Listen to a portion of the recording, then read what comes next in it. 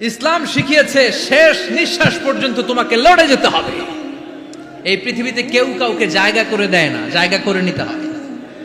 এই পৃথিবীটা, the life is not a bed of roses, এটা ফুল বিছানো কোনো ফুল সজ্জা নয়, এটা কণ্টকাকীর্ণ। কেউ আপনার স্পেস করে দিবে না, কেউ আপনাকে সুযোগ করে দিবে না, কেউ আপনার জায়গা করে দিবে না, বরং আপনি জায়গা করে নিলে টাইনা নিচে নামাবে না। কথা বলেন। এজন্য কখনো অলসতাকে স্থান দেয়া যাবে। রসুল বাত্তালি দুক্কানু শয়তান, অলস মস্তিষ্ক শয়তানের আড্ডা। অলস যদি কেউ থাকে এটাতে টেনে বেঁধে কাজে নামাবে, পারা যাবে?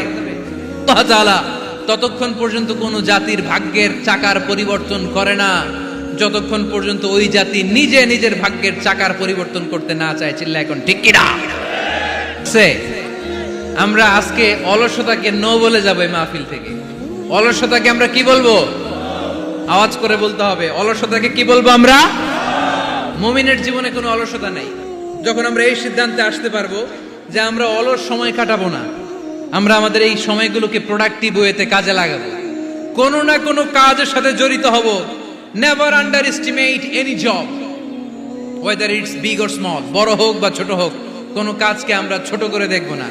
যে কোনো কাজ করো না ভাই, যে কোনো কাজ করো তা যেন হয় সবার চেয়ে সবচেয়ে সুন্দর।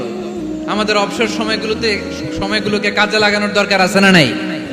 আমরা নিজেদেরকে কর্মঠ করে, কর্মজীবী হিসেবে, শ্রমজীবী হিসেবে নিজেদেরকে প্রতিষ্ঠিত করতে চাই। রাজি আছে মুসলমান? লক্ষ্মীপুরের যুবক ছেলেরা আওয়াজ করে বলো, পারা যাবে?